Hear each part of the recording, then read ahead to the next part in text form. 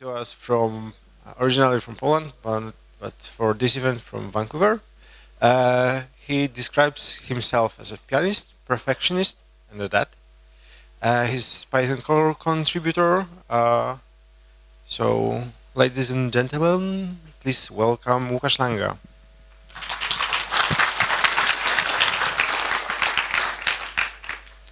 Hello.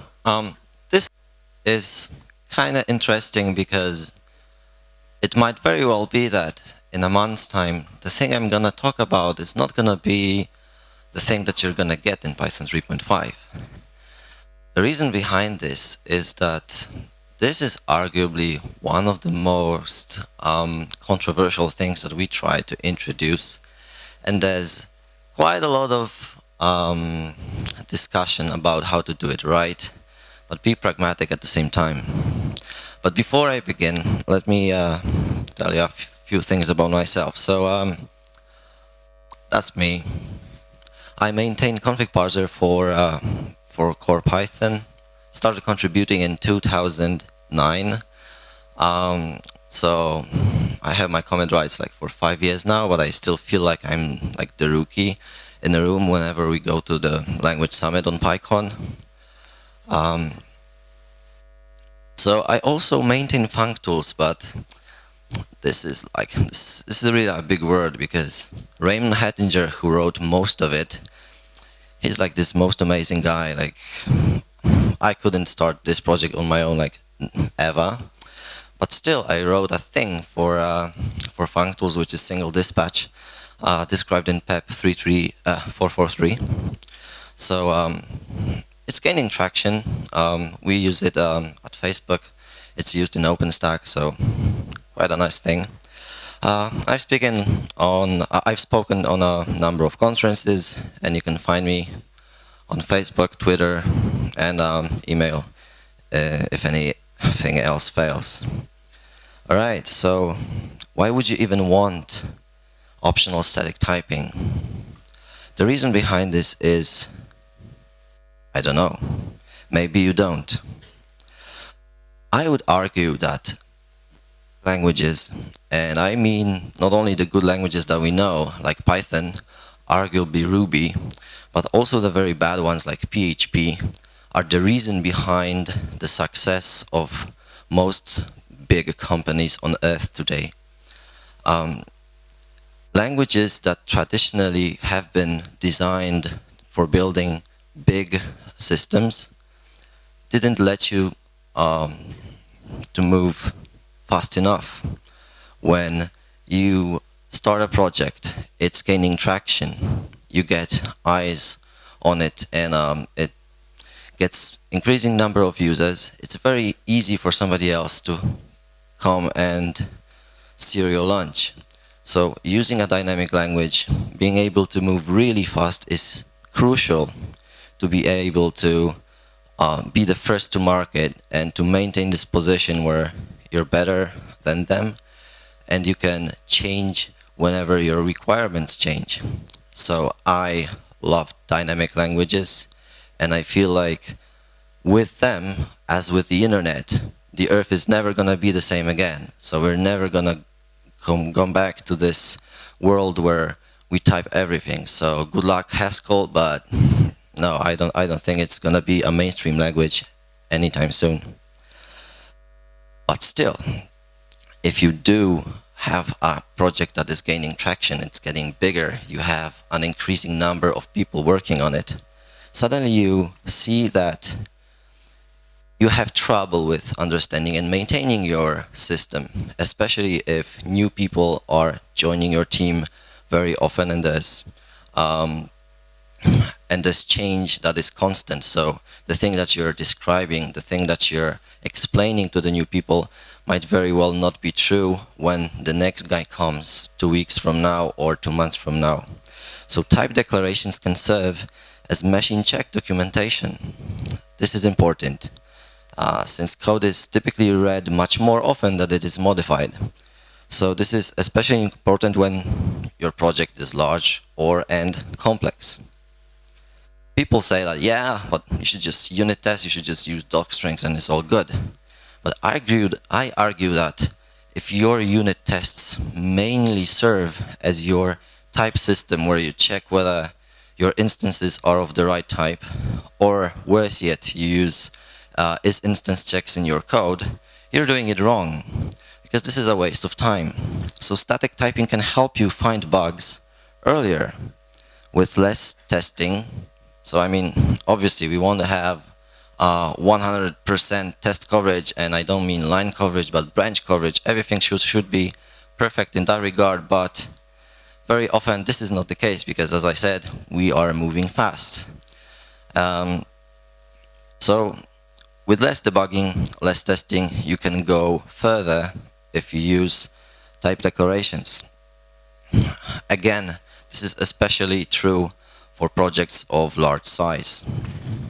This can be a major time saver because, at least in my experience, when I introduced PyFlakes, like a simple linter that does the dumbest things, the time for me to come from prototyping to code that is put to review decreased significantly, because very often the mistakes I make are the most simple ones, like typos, using the wrong variable name, and, which I can't check now with the linter, wrong type here and there, especially if the API of a function is confusing, because for some historical reason the order of arguments is different than everywhere else.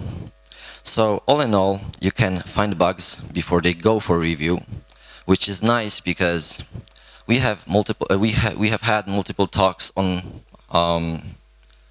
code review here. And one of the things that I didn't hear quite clearly stated in those talks is that code review is useless if people get hung up or on non-important details, right? So of course, if people say, hey, this PEP8 thing is important and you have 81 columns in your line, come on. This is a thing where we can even automate it. We can use AutoPEP8 or whatever. We can not be nitpicky. We can actually be reasonable about that.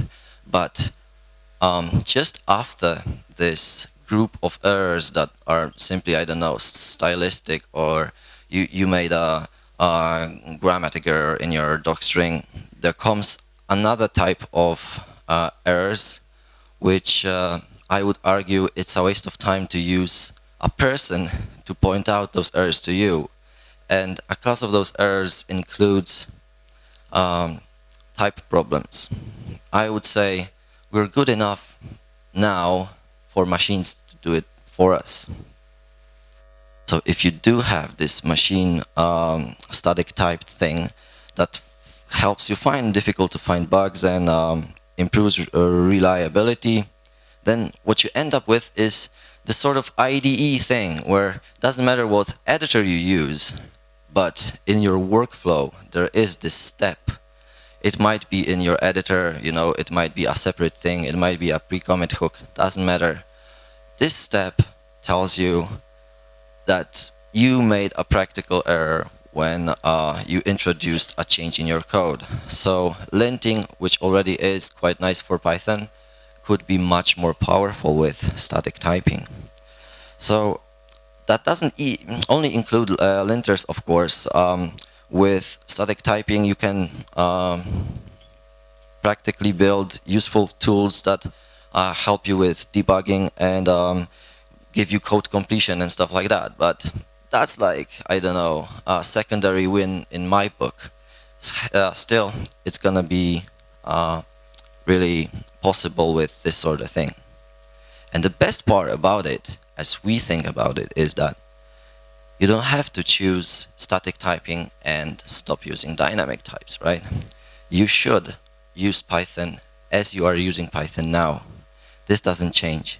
So the benefits of both dynamic and static typing can be achieved in a single language.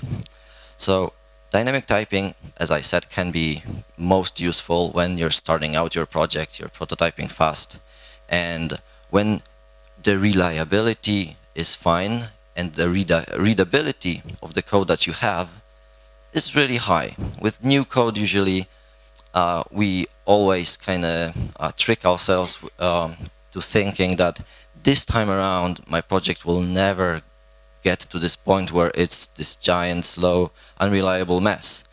With each rewrite, with each new project, you kind of get the proof that this is not the case, and I don't know if you can even achieve it, but every time people kind of start with this sort of thing that, no, the thing that we have is too complex, too big, it's too tricky to actually modify, so the next big thing that we're gonna build, like we're gonna kind of rethink it and it's gonna be simpler, but at some point you end up with those gazillions lines of code which are modified by multiple people at the same time, and well, you cannot start over again because people rely on the software that you wrote. So dynamic typing is perfect for small projects, but as your program grows, you can adapt a tricky application logic to static typing to help maintenance.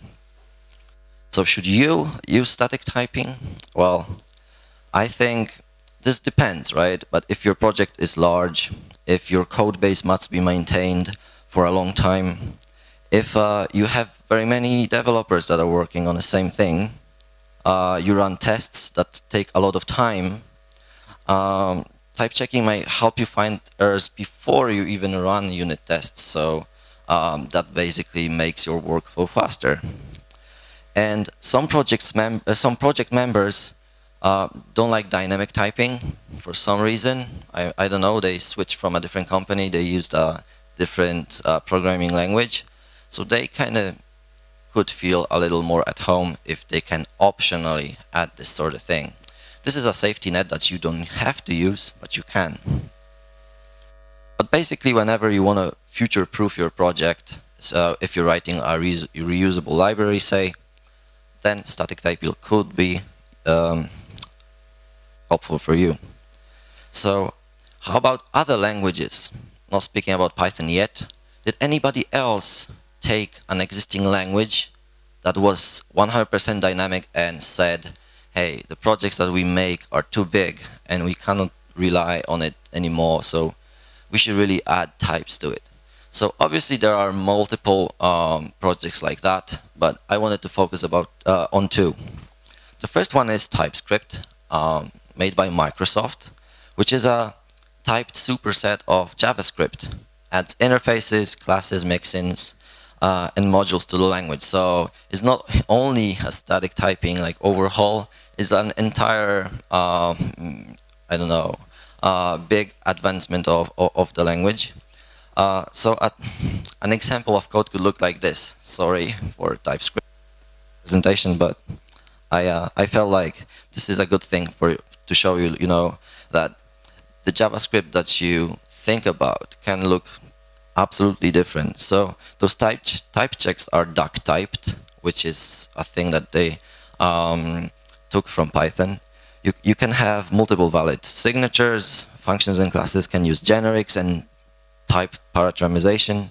Interfaces can have optional fields and can specify array and dictionary types. So there's lots of things that were added by Microsoft in TypeScript. So obviously you can do that for JavaScript. You can do it for PHP as well. The thing is, I personally believe that without PHP, Facebook would not be where it is now. But keeping PHP as other people use it in a community would keep Facebook increasingly slow.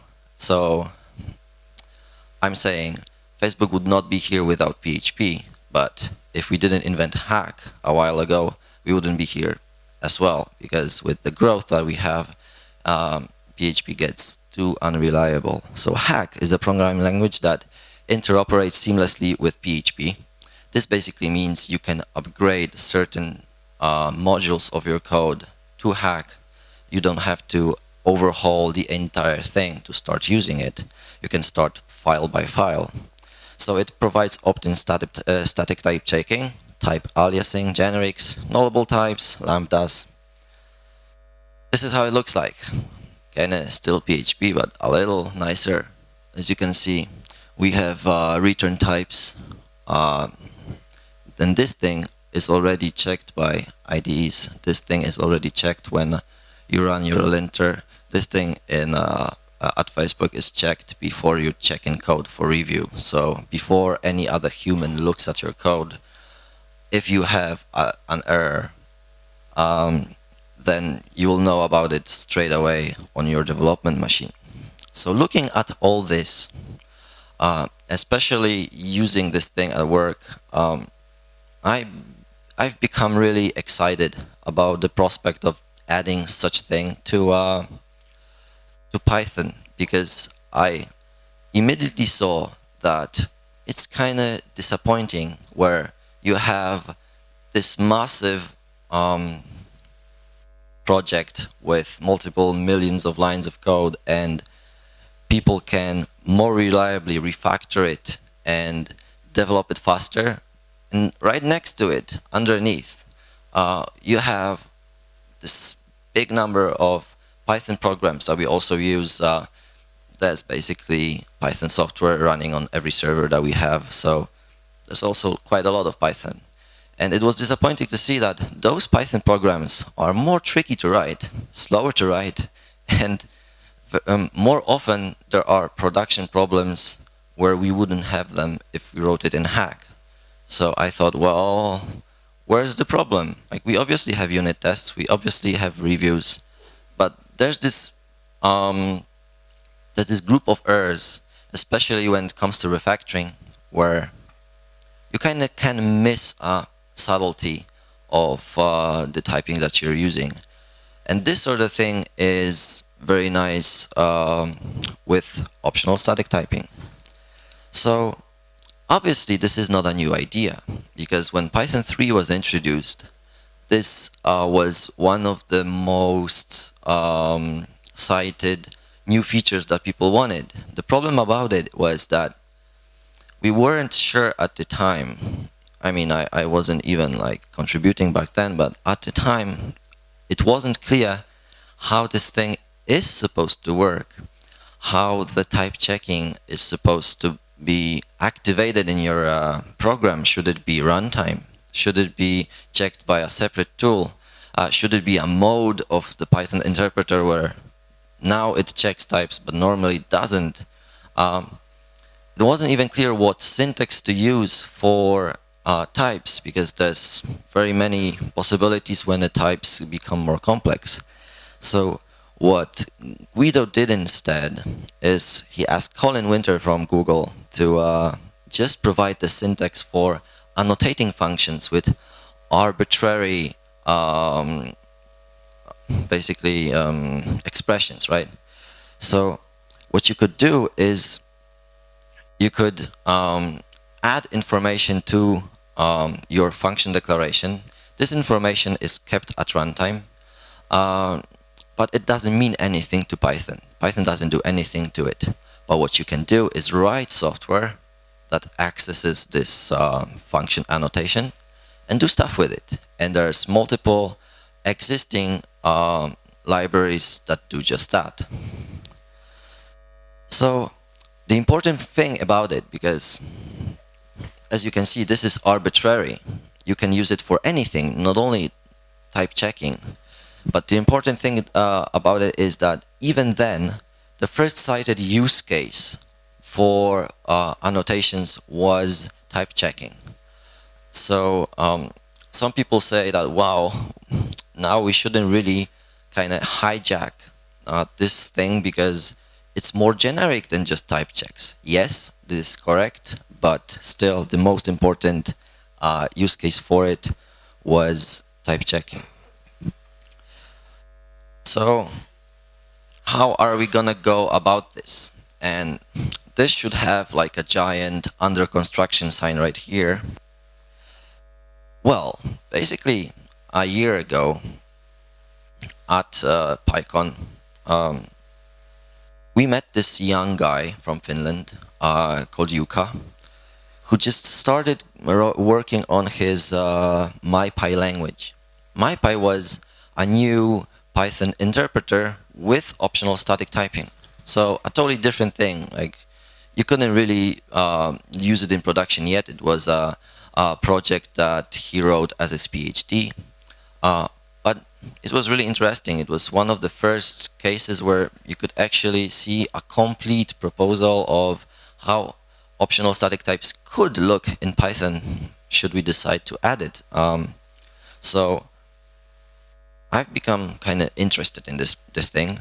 But the next year, when the guy came again to the language summit and presented that this thing is basically complete and he changed the syntax so that it's Python 3 compatible, well, then I become really excited. So we started talking about kind of gathering with, you know, other bigger companies like Google and made this sort of thing for Python. So I've spoken to Greg Smith, I've spoken to Guido and a couple of other guys, but for, I don't know, like a couple of months, nothing much came to fruition.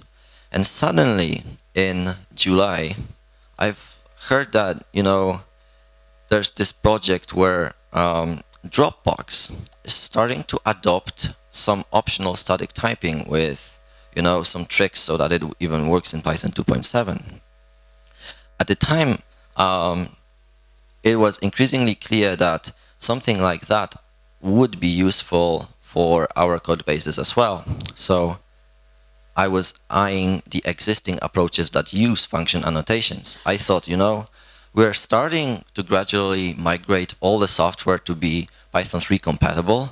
Wouldn't it be awesome to have a feature that is so compelling that would say, well, let's just scratch that and just switch to Python 3 instead because it's so much better.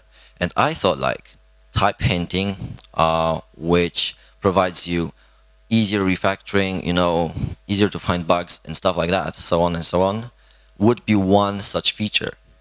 So I started looking at this sort of thing, but nothing was actually useful for us as far as I was concerned. There was always something missing or the syntax was too clunky. So we had this Skype conversation with Guido and Yuka, and I started writing a PEP. I'm doing so now still.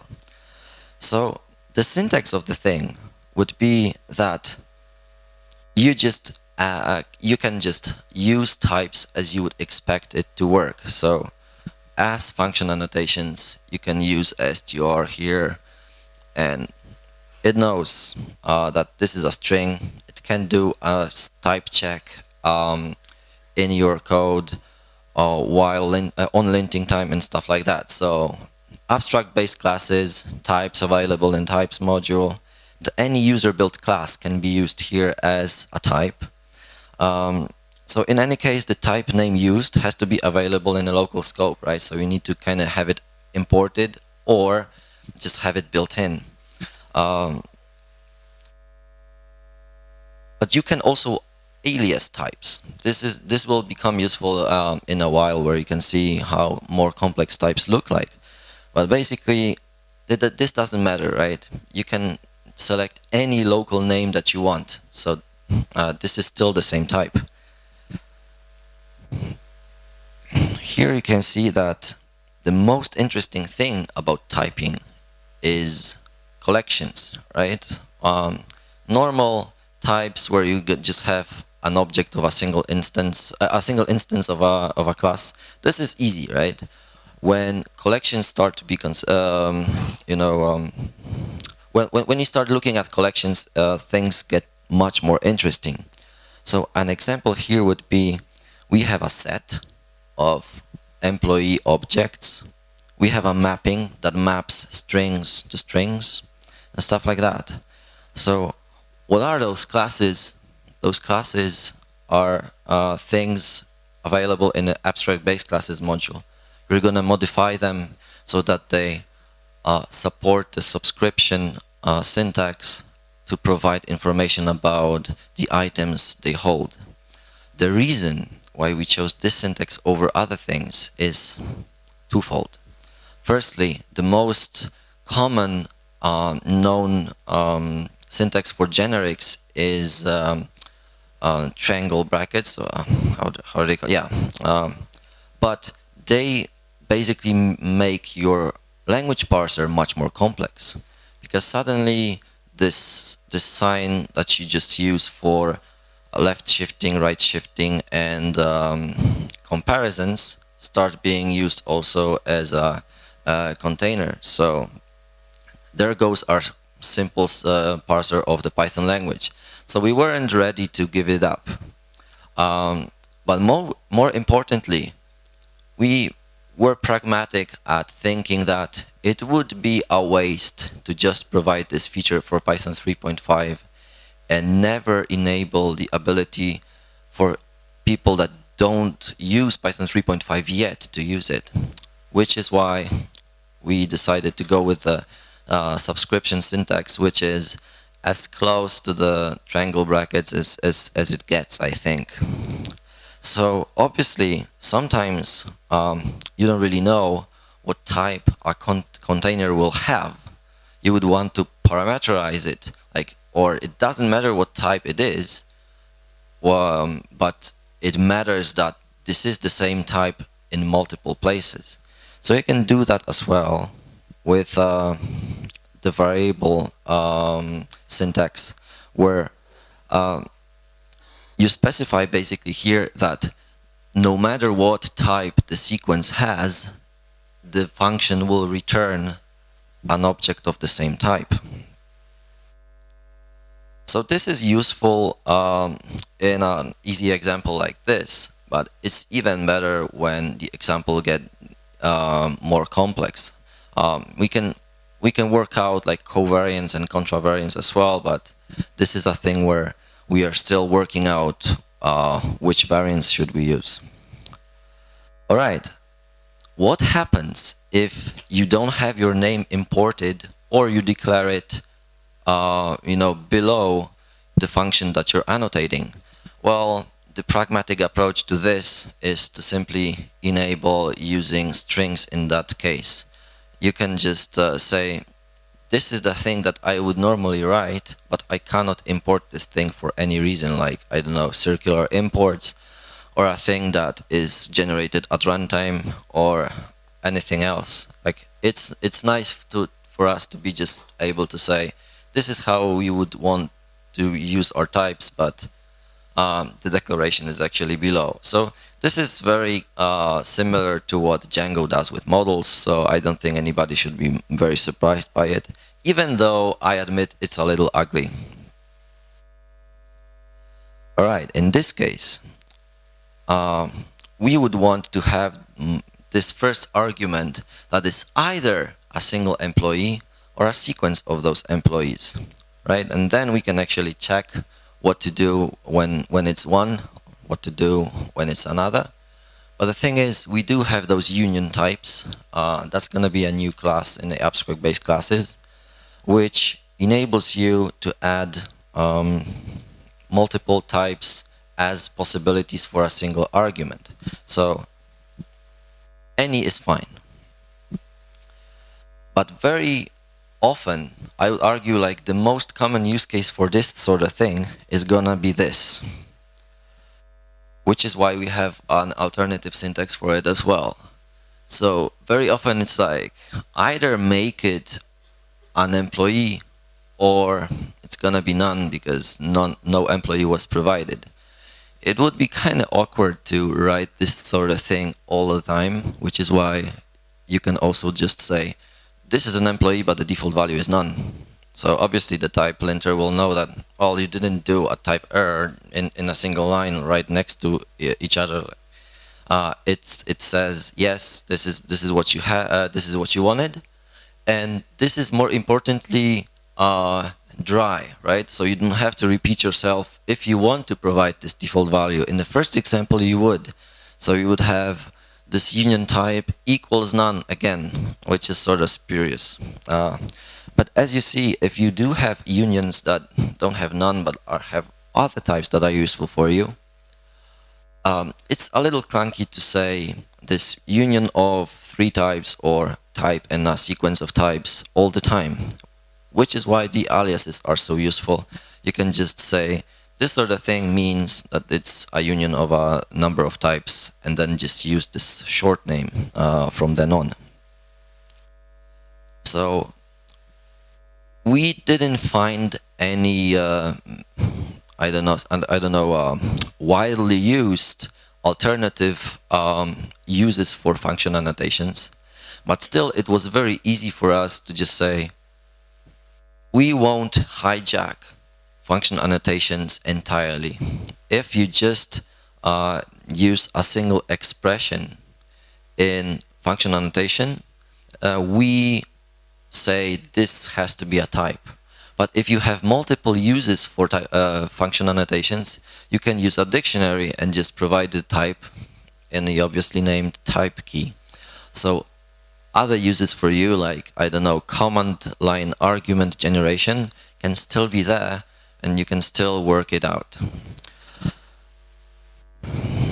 So obviously, this is all good and nice, but sometimes the thing is, no type checker can reliably infer what sort of type you're providing, because local variables start as, I don't know, empty containers or also none and stuff like that. So type checking would be seriously hindered by our inability to put types on variables as well. And please understand that those types are not designed to be used as Pascal-y or C way to say this has to be a list of strings because in this function it'll never change. The reason we want types on variables in a local scope as well is that if you're gonna use this variable in any function call, then the function annotation on that function can be checked against your variable. So for now, right, this is ugly, but for now, we're doing this thing where as any other linter comment, you can add a comment that just says, this is now an empty list, but actually it holds employees. So this is a really strange thing right here, right? Because it basically starts saying comments have semantic meaning in Python, but we don't want or plan to provide the runtime type checking for this thing. So not really, we're not providing semantic context to comments at runtime, but any sort of tool that does static analysis can just read this thing as well. But another strange thing about this example is this uppercase list thing. You would say, well, what about it? Like, where does it come from? So for now, in Python 3.5, we don't want to write lots of C code just to see whether this sort of thing works well, whether people want to use it, whether it's designed well. So one of the things that we would need to add is obviously subscription on built-in types, right? So like the built-in collections, lists, dictionaries, concrete sets, and stuff like that. So instead, we're providing new classes that just say uppercase list, uppercase dict, purely for typing purposes.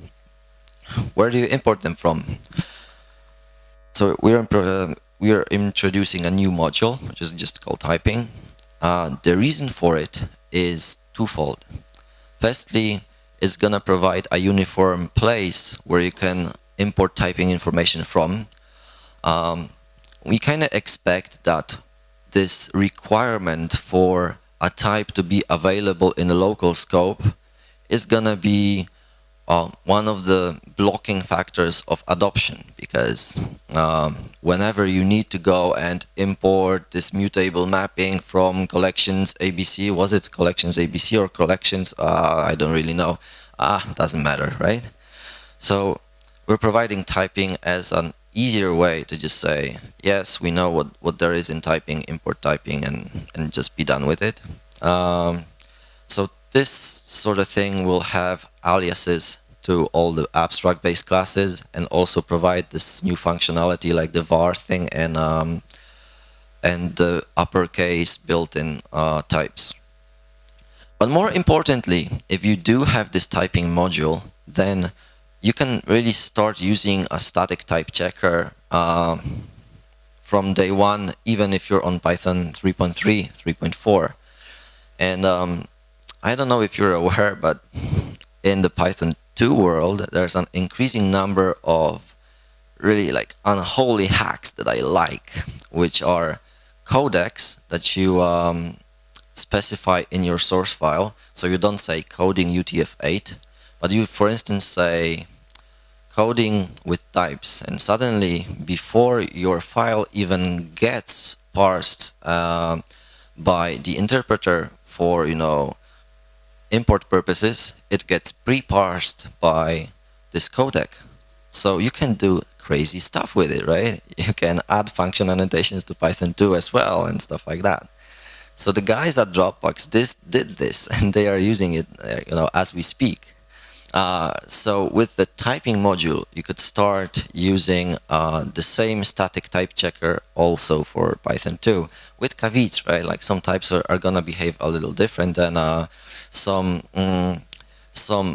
MROs are going to be different in Python 2 compared to Python 3. But let's just say this is the static type analyzer's job, not ours to worry about this. So this is where we stand now. We are still far from completion. So our repo at GitHub, like it says, multiple issues still unresolved, and the number is just growing. But the biggest issue that I often hear from other people is this even a thing that should be present in Python? Come on, right? So I would argue that type annotations provide important documentation of how a unit of code works. So this information is so important that people already put it there. They just use docstrings, which are not formal enough, but they do so, and they are not formal enough as specified by Python. So there has to be there started to be a number of languages for docstrings that formalize how you can annotate types and return values and erased exceptions. This last thing, like, we're not gonna tackle. Yeah, but basically you can use epidoc or this Sphinx syntax and whatever else in docstrings already. So why not put it in a place where it becomes public API? This is how we basically think about this, because programmers should provide this sort of type hints as the API, right? So that other programmers can just read it and expect what behavior there's gonna be when I put a certain type in this function's argument. So local and global variables can often be inferred. So here typing is less necessary. We just have this comment thing for that. But the kind of information that type hints holds has always been possible at docstrings. We are just putting it there for increased machine parsability, right? So in this way, you can just write tools that expect that this sort of thing will never have typos, and this sort of thing will be formatted as, and parsed by the interpreter. So we are arguing that adding this notion to Python is indeed Pythonic, because explicit is better than implicit, and this sort of information was there in the first place. So this is where we stand now. That was me, and with this I'm open for questions.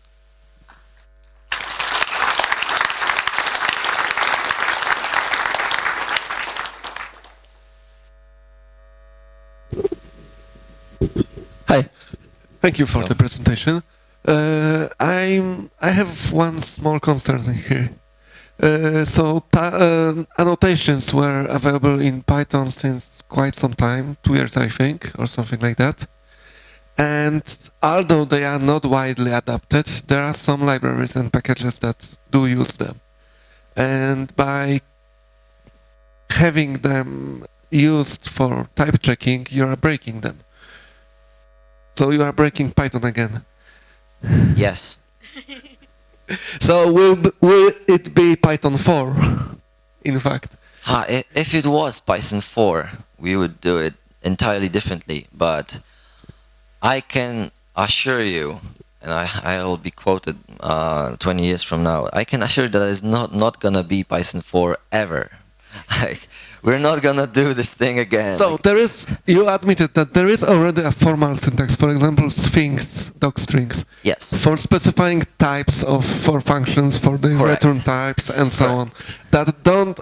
that are already used for specifying types, and that Correct. don't interfere with anything, don't break anything backward. Why not use that? So the thing is, this thing completes PEP 3107 as basically saying, yes, we were tricking you into thinking there's no meaning to those functions annotations, but there has always been, and we're just specifying the language to do so. Oh, so you are using Guido's time machine here. But basically, this is a syntax, right? This is a thing that we're not gonna write a runtime checker for.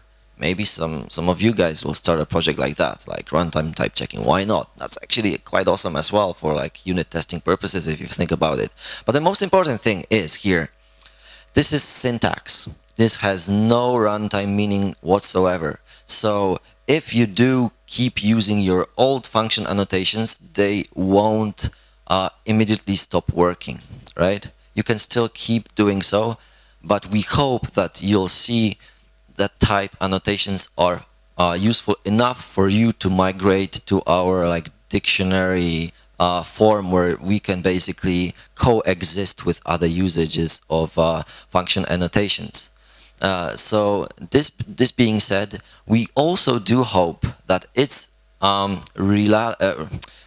relatively easy for us to provide a tool like Modernize, Futurize, 223 or whatever that would just take epidoc and create function annotations from that. Like that should be relatively easy as well.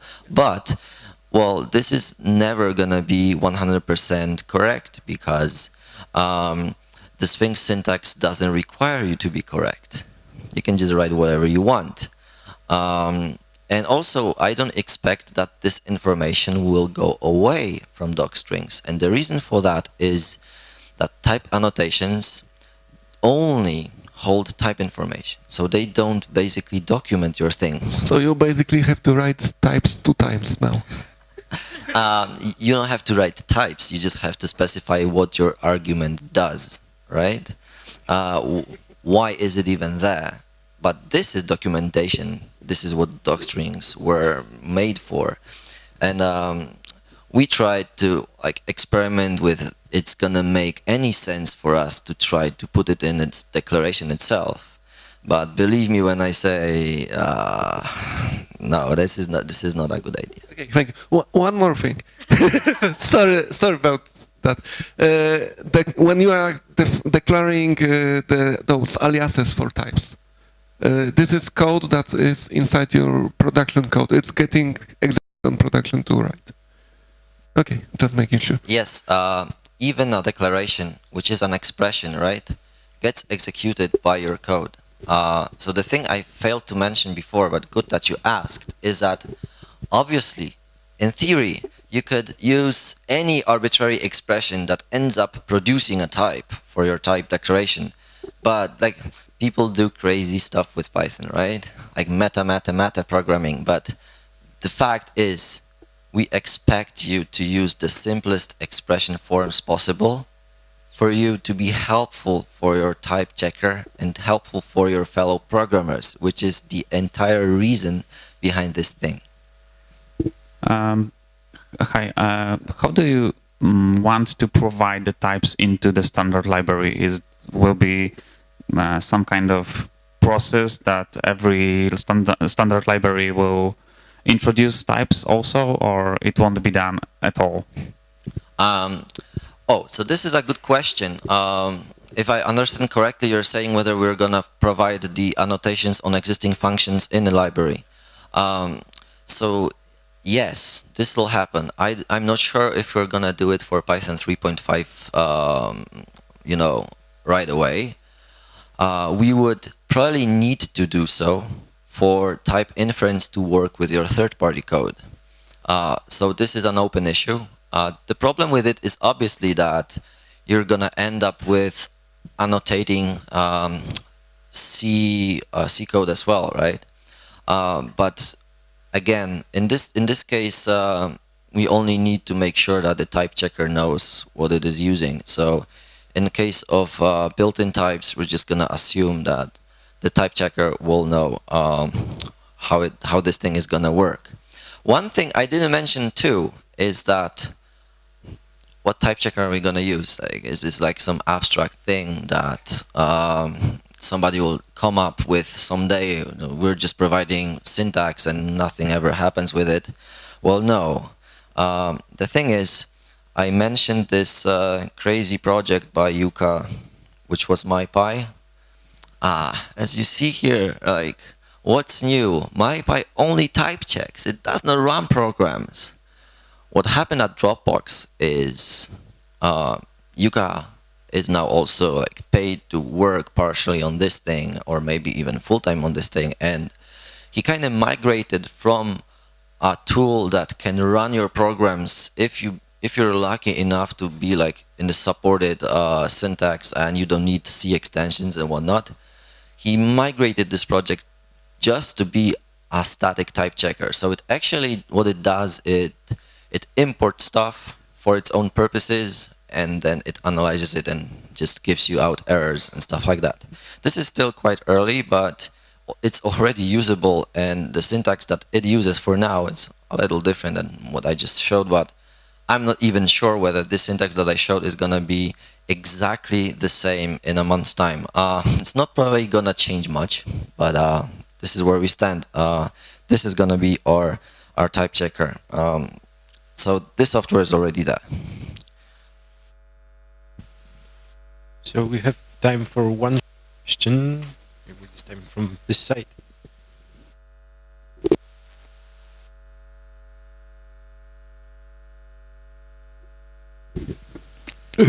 I'm not sure I understood correctly.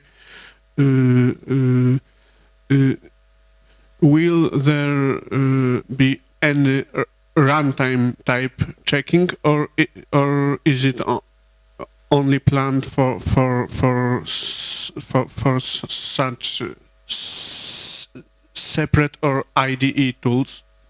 Right. So there's multiple potential use cases for type checks, right? You can do this static type checking at static analysis time, which we're actually rooting for, and we're saying this is what you should be using. Optionally, you could be using runtime type checking, but we're not gonna provide that at all. I'm pretty sure there's gonna be a project that does just that when we accept the PEP like really fast from some third-party guys, because different people believe in different approaches to type checking. For now, we wouldn't want to hinder performance just to do type checks, and we kind of believe that as we stand, where we stand, even if your declaration is not perfect, but your code would work because it's duck typing, Python should still continue running your code, right? That shouldn't change. That would change a major expectation about how Python, the language, and Python, the interpreter works. The important thing is that we won't use this thing at runtime at all, because PyPy already has proven that this has no performance connotations whatsoever. So in a language like ours, basically JavaScript proved that as well, right? So in a language like ours, we won't have any performance gains of knowing the types beforehand, which is why we're just not using the thing at runtime at all. Okay, so thank you.